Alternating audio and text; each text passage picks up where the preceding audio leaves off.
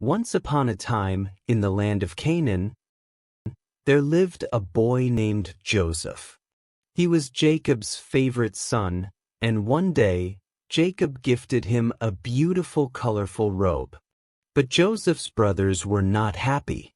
They resented him for being their father's favorite and for telling his father everything his siblings used to do. Joseph had a special gift. He could dream. And these dreams were more than just nighttime adventures. They revealed future events. In one dream, Joseph saw himself in a field with his brothers, binding sheaves. Suddenly, his sheaf stood tall while theirs bowed down.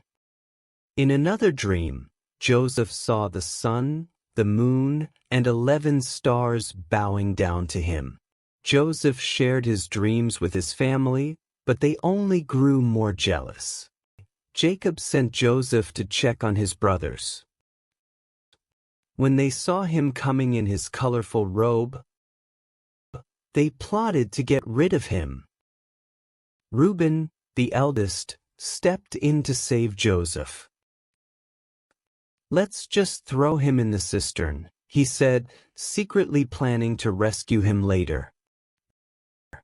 But then, they saw a caravan of Midianite merchants. Judah suggested selling Joseph instead. And just like that, Joseph was sold into slavery. The brothers soaked Joseph's robe in goat's blood to trick their father into believing Joseph had been devoured by a wild animal. In Egypt, the Midianites sold Joseph to Potiphar, an official of Pharaoh. Joseph worked hard, and everything he touched seemed to turn to gold. Potiphar noticed and made him the steward of his household. Potiphar's wife, enchanted by Joseph, tried to seduce him. Joseph refused her advances, but she grabbed his cloak as he fled, leaving it behind as proof of her false accusations. Furious, Potiphar had Joseph thrown into prison. Joseph's kindness and wisdom won him favor, and he was made responsible for all the prisoners. One day, Pharaoh sent 2 of his officials, the cupbearer and the baker, to the same prison where Joseph was held. One night, both men had dreams that troubled them. The cupbearer shared his dream about a vine and grapes. Joseph confidently interpreted the dream, saying he would be restored in 3 days. Joseph asked the cupbearer to remember him and speak to Pharaoh on his behalf. Encouraged, the baker shared his dream about baskets of bread and birds.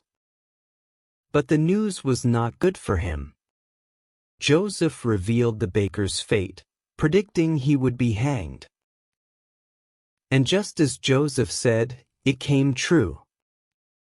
2 long years passed, and Joseph remained in prison, but he never lost hope.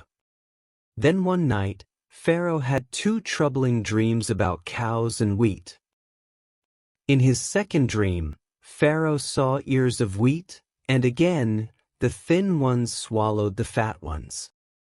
When none could interpret his dreams, the cupbearer remembered Joseph and told Pharaoh. Joseph was brought before Pharaoh, clean and dignified, ready to interpret the dreams. When Pharaoh asked about the dreams, Joseph humbly replied, "It is God who gives the interpretation." Joseph interpreted the dreams, warning Pharaoh of 7 years of plenty followed by 7 years of famine. Joseph advised Pharaoh to store food during the years of plenty to prepare for the lean years.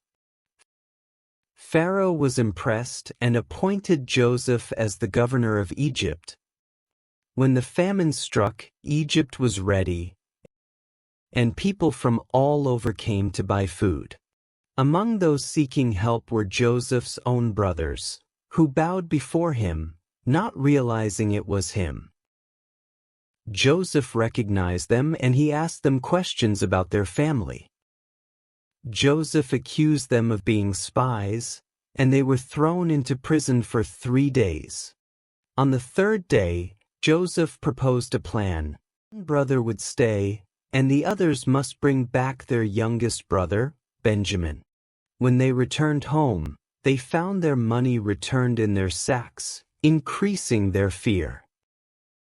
Jacob was reluctant to let them return to Egypt with Benjamin, fearing for his safety.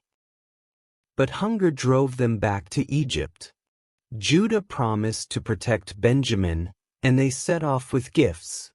When they arrived, Joseph invited them to his home for a grand feast. They were terrified. During the meal, Joseph couldn't hold back his emotions when he saw Benjamin. Joseph devised a plan to hide his silver cup in Benjamin's sack. As the brothers left, the steward chased after them, accusing them of theft. They denied the accusation, but the cup was found in Benjamin's sack.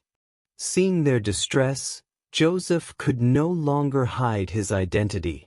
"I am Joseph, your brother," he revealed. "Do not grieve for what you did," Joseph said. "It was God who sent me here to save lives." Joseph invited his family to live in Egypt during the famine. When Jacob passed away, Joseph honored his father's wishes, burying him in Canaan.